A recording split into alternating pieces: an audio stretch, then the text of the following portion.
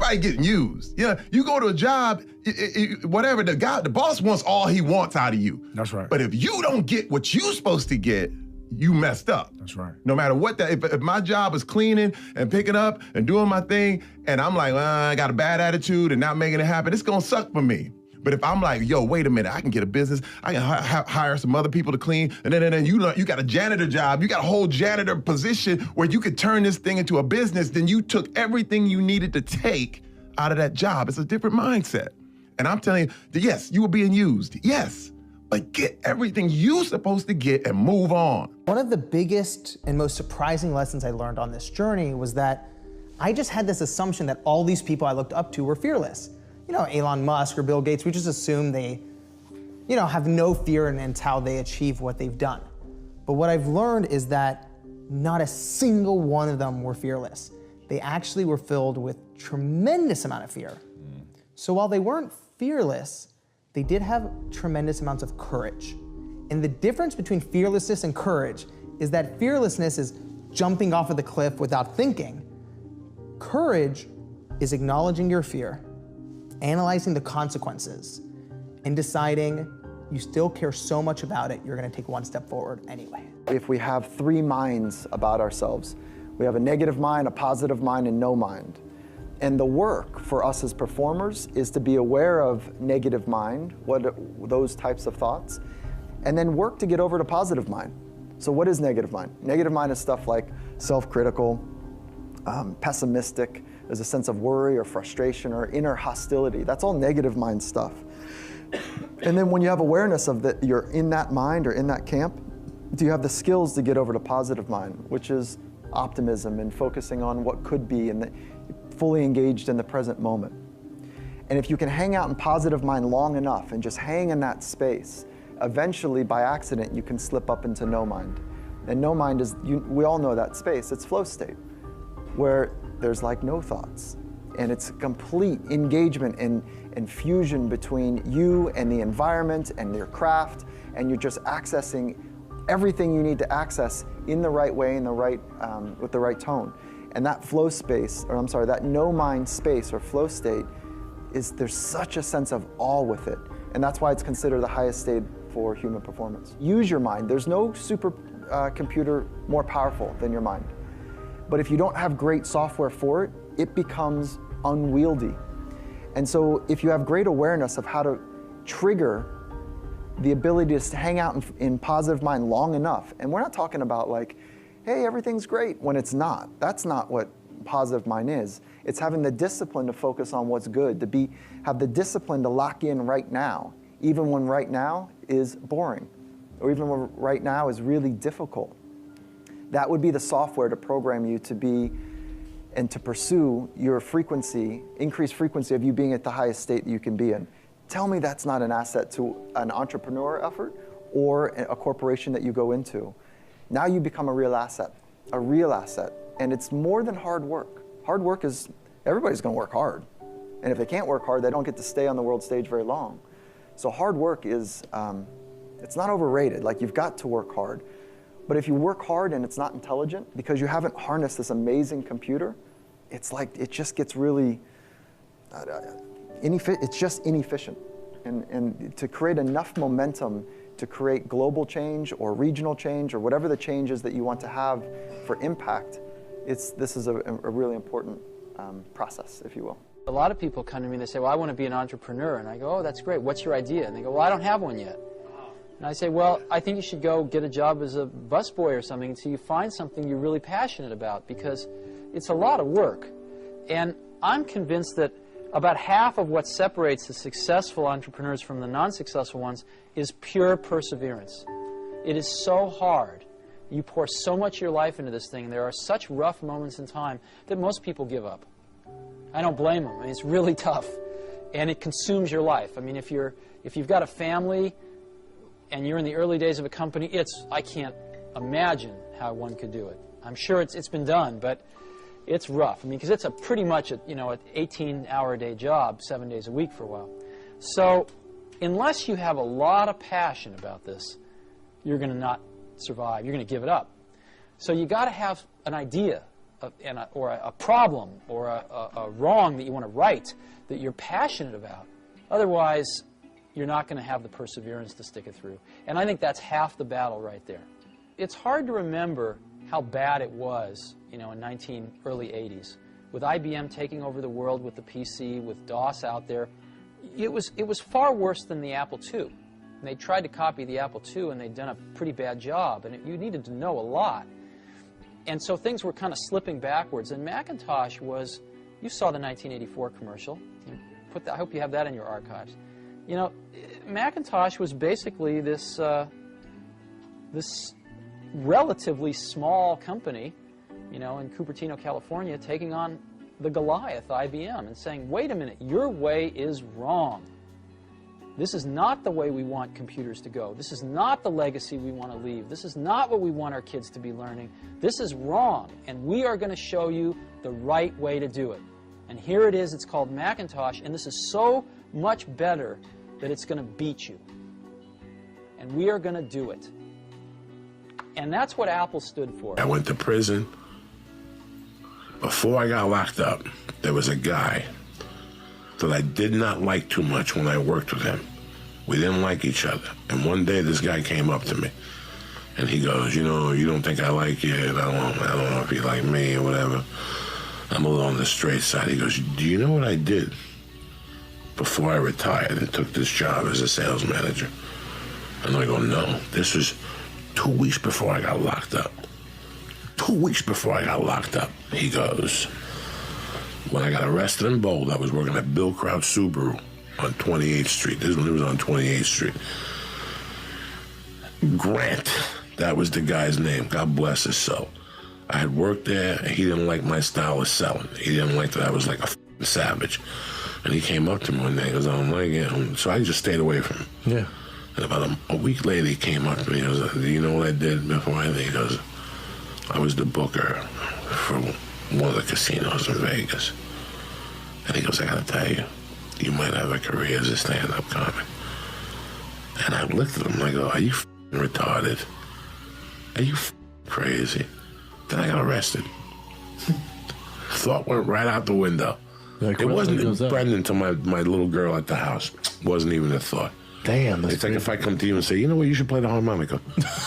And you're like, Joey, I'll think about that. Yeah, okay. Let me go get a fucking That's how harmonica. quick. Like by the time I got in the car and I went and got that rag, Not even thinking about it. that bag of it was gone. Yeah, like I like never that. thought about It it. was that crazy to you? Like it was like the harmonica? Like you wouldn't even consider It's it? like me coming to you and going, you know what, Lee, you got a little orange. You should play the bow. Like, you know, at an orchestra, the Hollywood Bowl, I'll hook you up. I got a connection down there. That's It's so what it was crazy like. when you think about it. Like, I just got in my car and went home. And then I got arrested, went through the process, ended up at Camp George West in Golden. When I was in there, would happen, and they would always, in the kitchen, I was a stock clerk, and I would f around with the black inmates. Yeah. If the food wasn't good, I'd go, don't do it. Yeah. I'd yell across the thing. The brothers would go. Joking around. I'd go like this to Yeah. them, don't do it. And they go, God damn it, we got to eat reserves again, because they all had food in their rooms. Yeah. So one day the projector broke, and I would go on stage. They would go, Cuba, go. And something happened that they said, tell them what happened today. Like, it was one of those things. So I go, I'll tell you what happened. Mr. Yarborough, and I went Because you're a off. good storyteller. Something like that. And then like a week later, they said, the projector broke. And I go, Cuba, go up there and crack some jokes. And this went on for about 4 or 5 weeks. So it's kind of your first open mic-ish, Mike-ish, kind of prison goofing open on the mic. black guys. But There was still, 3 junkies. Working the no material, working the No crowd. material, just working it straight, black, Mexican, white. Look at this dude It's a with the rough Jerry crowd, curl. but they're looking for entertainment. And they all dug me, and they all got along with me. I never had any beef. And then there was this white dude from Buffalo who killed his wife and her boyfriend. And he was at the end of a 22-year beat. And then he had to go to Buffalo and serve 8 years. And he rolled his own cigarettes, and he was very nerdy, and he knew about every book. He would get into deep arguments about Nietzsche with everybody and And I would go in there every day after, because my job was very limited. My job was like 2 hours, an hour and a half, and then I had the rest of the day off till about 4:30. So I would go to the library and read the paper, the sports page, and I'd return a book. And one day, bro, he came up to me and he gave me a notebook, which is big in jail. like to get a notebook, you know, those old hardcover ones that look like he did a hit of acid and they're black on white, and then it says name and subject. Like it was one of those. And he goes, take this. And I go, why? And he goes, so you can write your jokes. Like he was like this guy killed his wife and the guy that was cheating on him with. But smart, he comes dude. up to me with a notebook. He goes, take this. He goes, you're gonna need this. You should write your jokes on here. Like he was happy he gave me something. I'll never forget. And I go, what's this for? He goes, so you can write your jokes, man. He goes, you did really good last week. And I go, I'm not a comedian. I just go up there and f around. And he looked at me like, he goes, so wait a second. When you go up there on Thursdays, you're not prepared? I go, no. When the f you see me writing? I don't when the f am I gonna write? And he goes, listen, man, when you go out of jail, you should try this. The two things we really zero in on people are, two things. They sound simple, they end up being very difficult. Courage and genius. Courage is the one we talk about a lot because it's the one that people can learn. Courage, which is to say not giving up in the face of adversity, just being absolutely determined to succeed, is something that you can like force yourself to do. It can be very painful. You can force yourself to do it. The genius part is a little bit hard to force yourself to do. Courage without genius might not get you where you need to go, but genius without courage almost certainly won't. One of the things that I tell people when they ask me for advice about what they should do when they're wanting to start their own business or take a next step in their career is to actually start small. I think a lot of people try to, they kind of psych themselves out or they get too overwhelmed with how big something can get. But the truth is, you really just got to start small and you got to prove it before you scale. Make sure you choose, when you're trying to decide whether or not an idea is good enough to pursue or a particular business is something you want to go forward with. Make sure that it's the type of business that when you're standing in the shower, it's the thing you want to think about for the next 10 or 20 years. People really love simplicity. So if you look at the problems with large software like Microsoft Office, every feature in Microsoft Office somebody wanted at some time. But what happens is over 10 or 20 years, the thing gets so huge, it's overwhelming. So the discipline of great product design is to figure out what are the important cases for the long term and to have the discipline to say no to some things that are good.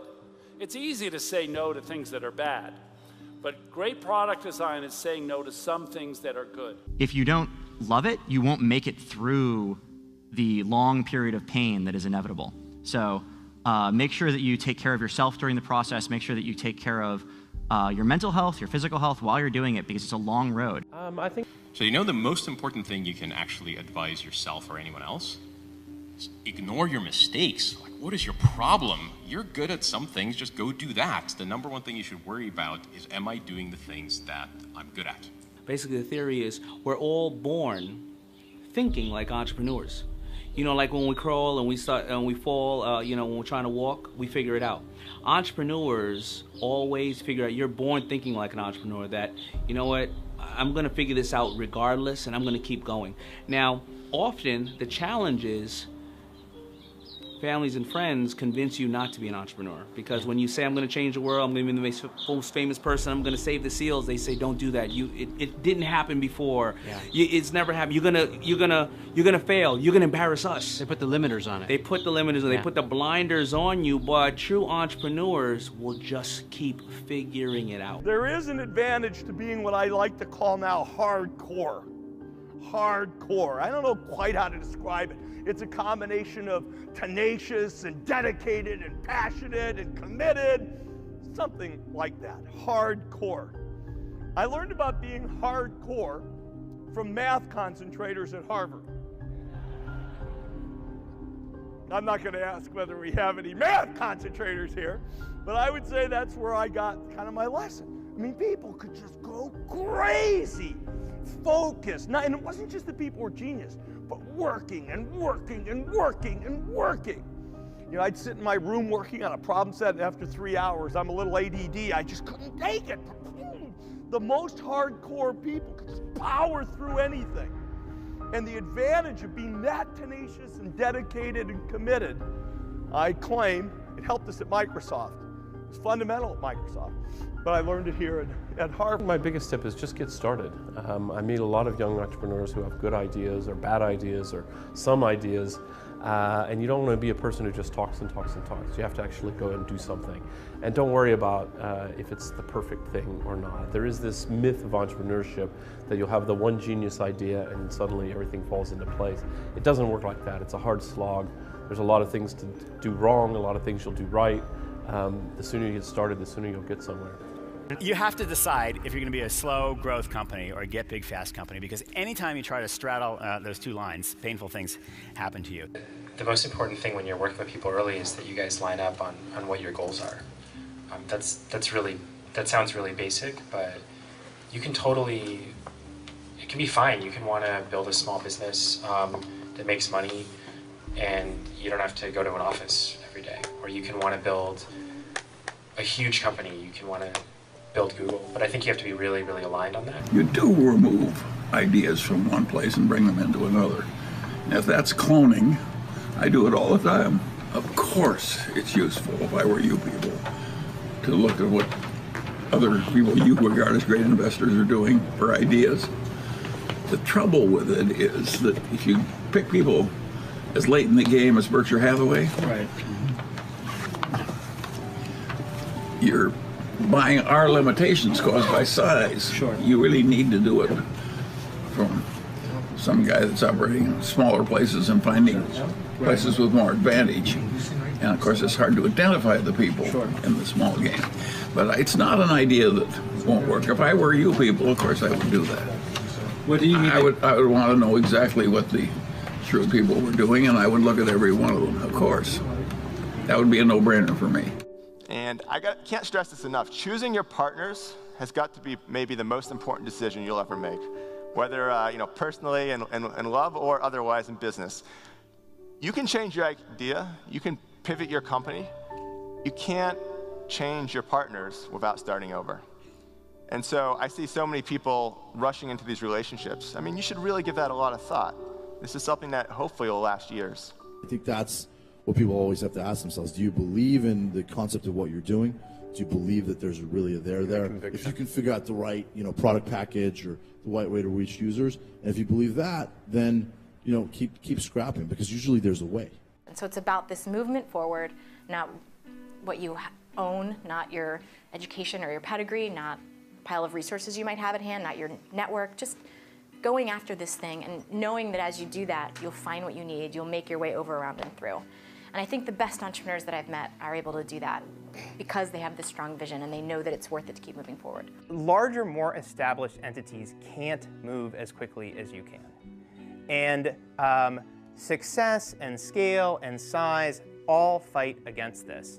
And I would encourage you for the longest possible time as you sort of start your own companies to look for ways to stay agile. When you start with your company, you're going to have a lot of anxiety and stress and fear, and your job is to transform that into self-confidence and to give you kind of that, the ability to say, I have clarity, I trust myself, I have a feeling for my vision, I can see that happening. I work with entrepreneurs all the time. That kind of shift from, anxiety to trust, that's the most important thing that they can go through. Try to do something that you would want to do anyway, whether it doesn't necessarily have to be a very successful business, because when you do decide to become an entrepreneur and start a business, chances are it's not going to become like a multi-million-dollar business. So at least do something that you love in the beginning so that even if it fails, you'd still enjoy it. The definition of values is they're the behaviors or principles that you religiously adhere to within your company. When I say religious, I mean that no amount of data will sway you from those principles. And the degree to which that you have the courage to maintain your conviction around those ideas is the degree to which you're going to be successful over the long term. So the most important part of getting to a goal is to start feeling it now, is to start acting as if, right?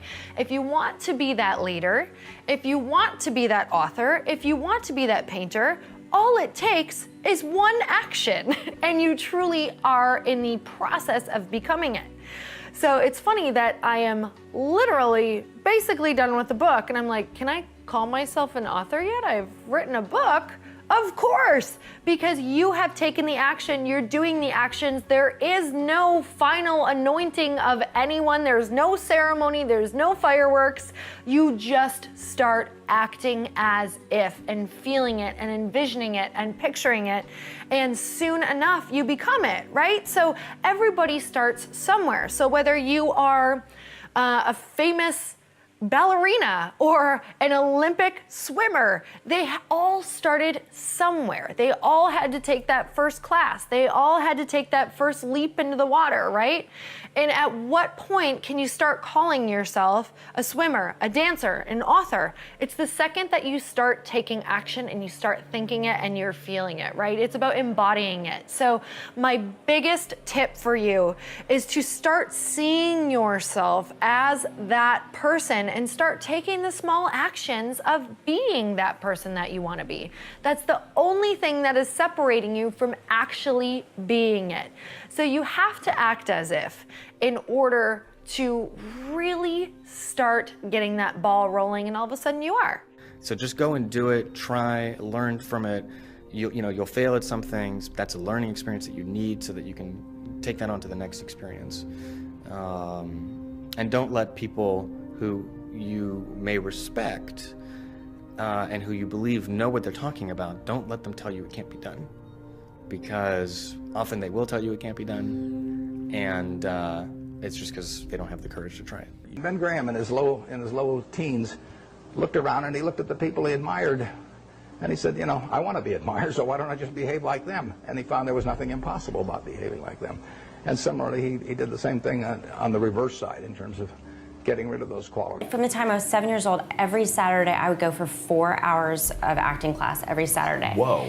And I loved it. I just loved it. To the point where all the kids graduated and went on to this other stuff, and I started doing adult acting classes, and then I was in the commercial classes, and then I loved like the hair and makeup classes and just everything. I just couldn't get enough. I try and be decisive. I try, and even if I don't know what the hell I'm doing, I try to be decisive because I think it's very comforting and reassuring and important to the people that are working with you to feel that whoever is in charge knows what they're doing and knows what they're thinking, and that if it's a yes, it's a yes, and it's a no, it's a no. I mean, I don't think of myself as a boss. I mean, I think of myself as someone who's giving direction and guidance and vice versa. I think great entrepreneurs must have the curiosity to kind of metaphorically see around the corner. What's coming? What can I anticipate that other people don't see? And then you must have the courage of your convictions to execute the strategy. One way to conceptualize what makes a good product is, good engineering is part of it, good design is part of it, but really it's, one way I think about it is maximizing the probability that someone shows up at the front door of your store or your website or whatever it is and ends up with a solved problem. And oftentimes the best methodology is to start with the perfect experience with just one person, get that right, and then figure out how to scale something great instead of scaling something not so great and then trying to improve it. That's really hard to do. Has acting turned out to be all that you wanted it to be? It's incredible. It's incredible. I never knew that I could do it as a career. I never knew. It was the first memory that I had. It's the first thing I can think of is saying, I want to be an actor to my parents. And if I hadn't lived in Los Angeles and been in such close proximity to sort of the mecca of movie making, if I didn't have parents that said, okay, we'll drive you to auditions, we didn't have the economic means to, move camp from Idaho to Los Angeles because some snotty 10-year-old kid says, I want to be an actor.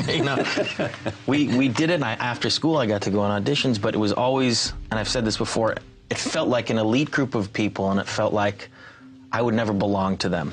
So once I got the opportunity to, for example, get the movie This Boy's Life with Robert De Niro, I said, wow, now I'm able to I might be able to steer the course of my career. I might be able to have a career similar to these guys that I'm, I so admire. And that I knew at 15 years old was the biggest gift in the world, and that's never left me. I've never that thirst or that hunger for wanting to give one great performance that I'm truly satisfied with, or be in one movie that I said, I love this film, is something that I don't know will ever be quenched. I don't know, and I think that's a good thing, because it keeps pushing you. You're constantly dissatisfied, in other words. And so I think when you are starting a new business, you don't want to go after giant markets. You want to go after small markets, and you want to take over those markets quickly. Go talk to people who failed at what you're doing, and who are no longer doing it. There always are those people. So you start a startup, you look at the history of your space. I'm so surprised how many people I talk to, founders who have no idea the history of their own space. And there's some nice naivete to that, in the sense that, like, oh, you're going to do it differently, and there's some truth to that. But like, when you get down to making it work, and now you're into it already, you've kind of established what you're doing, and you have some problems, then I'd go talk to all these people who failed, because you'll uncover all sorts of interesting things that you could try. I looked at lots of companies and why I thought they don't succeed over time. We've had a more rapid turnover of companies. And I said, what did they fundamentally do wrong? Like, what do those companies all do wrong? And usually it's just they miss the future. And so I think, for me, I just tried to focus on that and say, what is that future really going to be, and how do we create it? I do believe that organizations, human organizations, are inherently unstable. They will fall over, and you have to work to keep them upright. But they fall slowly. Most people don't notice it. They let their success blind them. They don't see it falling over. The falling takes place slow, but the collapse is quick. You have to do constant assessment. You have to look for the hard truths. That whatever you do, somebody can do it better. You have to bring your A game in every single day. There's nothing unique about any one individual. What's unique is their passion, their ability to execute, to meet targets and exceed them. The minute you lose that ability, in capitalism, you're gone. It's a fair trade. The engine that makes you rich can take it all away from you. There are no guarantees. I think that's incredibly important. There's a lot of conventional wisdom out there, built up over time and built through all the learnings from all the companies. And this may be fully applicable to most of the companies out there. But before it's applied to your organization, I highly recommend that you question it, because it could be absolutely fatal for your success. I've learned and experienced is that, if you don't open up and you don't delegate, then you'll kill yourself. And if there's one thing that I've managed to understand is the art of delegation, because if I can pass on, to Claire Smith, to Arian, my palette, my understanding, my knowledge, then grab it, run it, and then pass it on to your team. Don't hold that inside. I was with a bunch of other investors who I respect, and they brought me a deal, and I wanted to be part of it, but it didn't feel right. And I wrote millions of dollars on that one, and it just didn't feel right, and I lost it all within 2 years. So should investors trust their gut then? Absolutely, and trust your gut. But what about, you said earlier, don't be emotional, and sometimes the gut is emotional. No, this is a barometer of risk. It's something internalized for an investor that says, I don't feel comfortable. It's not about emotion, it's just don't write that check. That was recently the first time I didn't listen to that, and I lost everything. So now my radar is up. I listen to my gut. It's not an emotion, it's an index of risk. And you get it as you age. You become a better investor every year. If only I could live to 200, I'd be really good. Many kids and many grown-ups do figure out over time what their passions are. And sometimes we let I don't think it's that hard. I think what happens though sometimes is that we let our intellectual selves overrule those passions. And so that's what needs to be guarded against. Compassion for yourself, of course, is as important as compassion for others. When you, often I get asked questions like people who did something that they now realize was deeply wrong in the past. Sometimes people ask questions about they brought up their children in a way that they now realize was not very conscious, and so that they may have caused suffering to their children, or other people find they have caused suffering to loved ones and they now realize that what they did was wrong. And again, I say this is an example where you need to be compassionate with yourself, because no human being can act beyond their level of consciousness. So that was your level of consciousness at the time, and you could not go beyond that. And again here, to make demands upon yourself, up to a point it might be a good thing to if you, as long as you enjoy it, it's a wonderful thing. When the enjoyment of what you're doing is lost, then you have to be careful, because there you have to come to a stop and say, okay, there's something here that's not right, because I'm no longer enjoying what I'm doing. You already know who you are. And that peace that we're after lies somewhere beyond personality. Your need for acceptance can make you invisible in this world.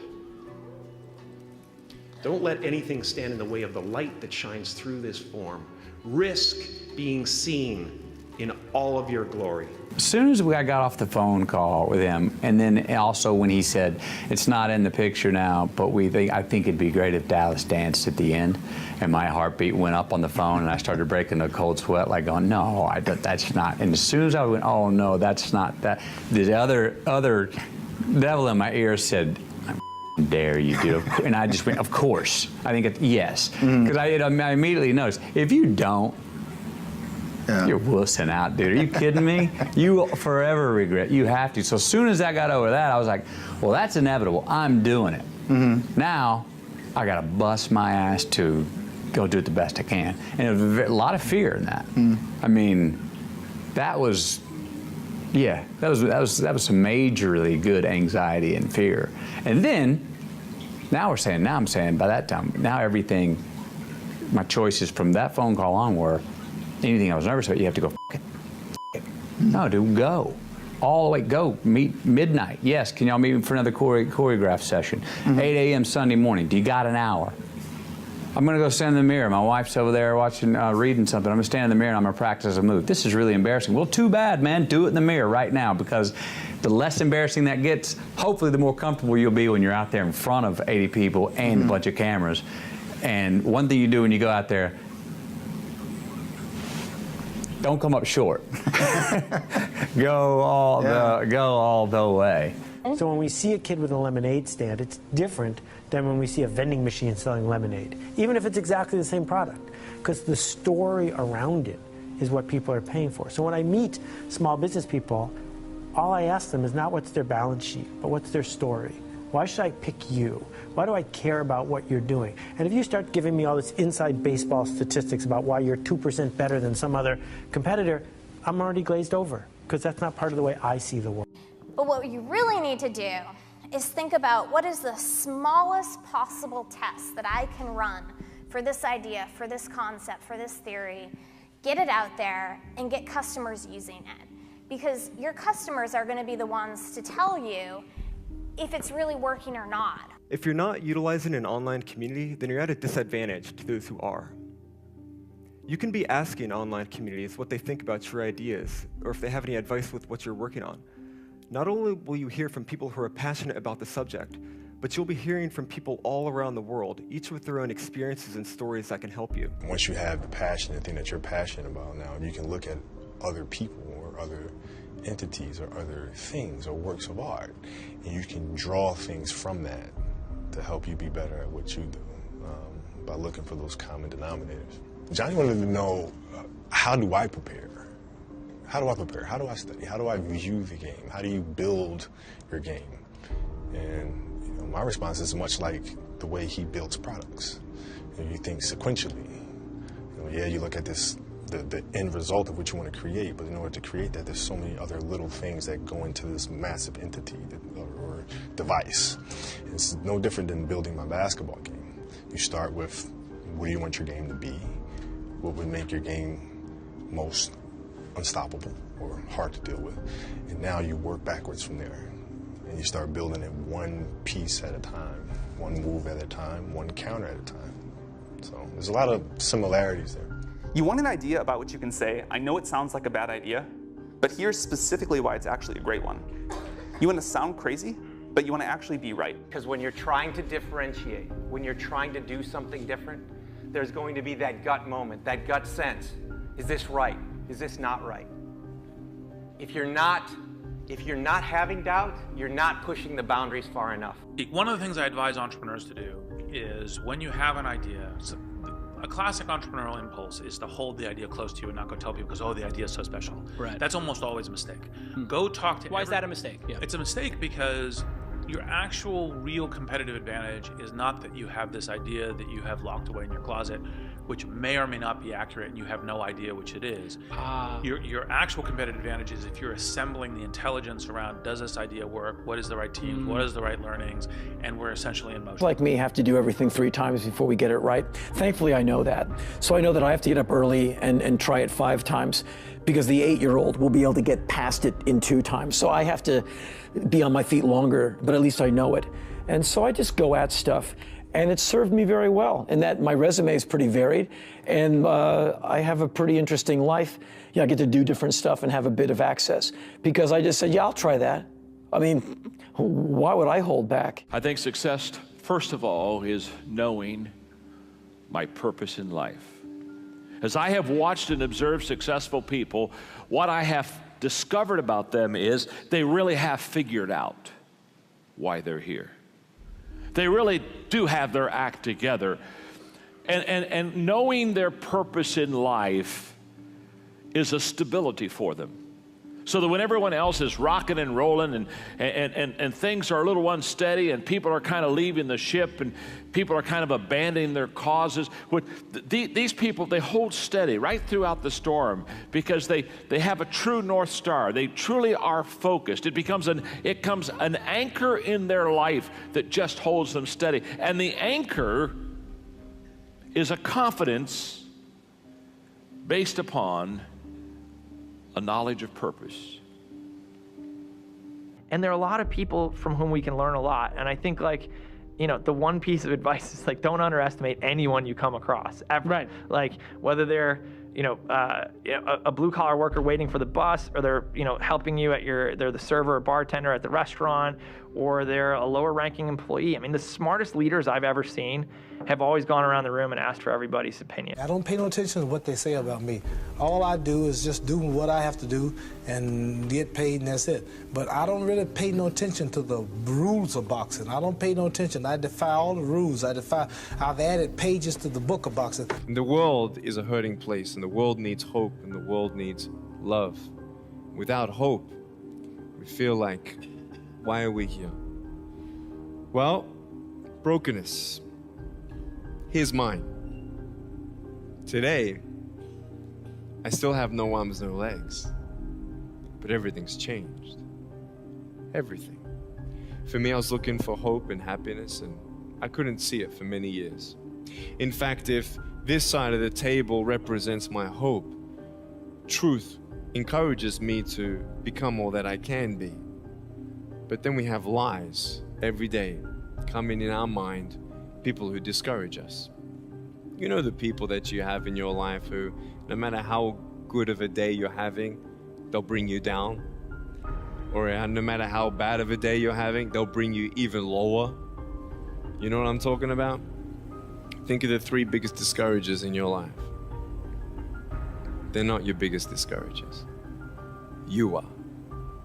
You are. It only takes 3 seconds for me to tell you something discouraging, but then you may never forget my words. A lot of times I'll be in a 200-mile run or something like that, and I'm all jacked up. Body's broken, mind's broken, spirit's broken. I started to say, what if I can pull this off? When I first walked into the Navy SEAL recruiter's office, He looked at me and said, there's only been 35 African Americans in 70 years make it through. You know what I said to myself? What if I can be the 36th? It's the what if I can pull off a miracle. What if I can become someone that no one thinks I can be? And just me talking about that, I have the hair going up on my arms because it makes me just like, what if I can be that guy that people who call nigger and this and that, and now I'm speaking at Tom Ferry's event. It's so hard. I thought doing this research, I thought going into it, there were authentic people and inauthentic people. I did not find any evidence of that at all. What I found is authenticity is a practice, and you choose it every day, sometimes every hour of every day. And it's a practice. It's not, I just wake up and, hey, I'm authentic. Well, for me, I mean, yeah, you visualize where you want to be and what you want to accomplish. And you kind of get lost in the process of day-to-day, you know, grinding it out and working, pulling on ours if you have to. You know, it's just about not losing vision and not losing sight of what you're trying to accomplish, no matter what hurdles you have to go through. So I think that kind of relates to whatever you're doing, whatever you know, major you've chosen or what you're interested in. So for me in basketball, and it's about, you know, visualizing, whether you write it down, put it on the wall, do something, what your goals are, and get lost in the process of day-to-day grind, day-to-day getting better every single day. Asking questions, aligning yourself with people that have been through it before, that are experienced, and leaning on that advice, and just trying to outwork the next person, and that's the biggest thing. How do you think about making a decision when everyone tells you this is a crazy idea? Or where do you get the internal strength to do that? Well, first of all, I'd say I actually think I feel fear quite strongly. So it's not as though I just have the absence of fear. I feel it quite strongly. But there are just times when something is important enough, you believe in it enough, that you do it in spite of the fear. So speaking of important things, like people shouldn't think people shouldn't think, well, I feel fear about this and therefore I shouldn't do it. It's normal to feel fear. Like there'd have to be something mentally wrong if you didn't feel fear. So you just feel it and let the importance of it drive you to do it anyway. Yeah, you know, actually, something that can be helpful is fatalism, to some degree. If you just accept the probabilities, then that diminishes fear. When starting SpaceX, I thought the odds of success were less than 10%, and I just accepted that actually probably I would just lose everything. But that maybe would make some progress if we could just move the ball forward. Even if we died, maybe some other company could pick up the baton and keep moving it forward, so that would still do some good. Yeah, same with Tesla. I thought, you know, the odds of a car company succeeding were extremely low. Most startups that fail do it ultimately because they did not make something that people wanted. They made something that, you know, that they thought people would want, but they were either in denial about it, about, you know, whether it was actually any good, or somebody else came along and made something that people wanted even more. And so it's not just about doing focus groups, it's not just about, you know, double checking your vision, it really is about integrating this concept of testing our ideas rigorously throughout the product development process, throughout the marketing process, even as we scale up. The hardest thing to do is start. You have all these ideas and everyone has an idea, but it's really about executing the idea and building the idea and attracting other people to help you work on the idea. That is the biggest challenge. But the way to begin is to get the idea out of your head, draw it out, you know, talk about it, program it if you're a programmer, or make it if you're building something. And so when we're coming up with ideas, you know, we always ask ourselves, what kind of new market is this creating? And then also what part of my day and what problem is it solving? And so I've gone as far as taking an entire catalog of my day from the moment I open my eyes and writing down every single thing I do. And then asking myself, is there something here? Don't necessarily think that you have to have the home run and the huge Apple computer on your first start. I spent a long time in my life with skills just building little devices for fun. for fun is one of the key things, because that drives you to think and think and think and make it better and better and better than you ever would if you're doing it for a company. Build things at first for yourself that you would want. First of all, you have to treat yourself like you matter, because if you don't, then you don't take care of yourself, and you become vengeful and cruel, and you take it out on people around you, and you're not a positive force. None of that's good. So you suffer more, and so does everyone around you. And there's a malevolence that enters into it. None of that's good. So that's what happens if you don't treat yourself like you matter.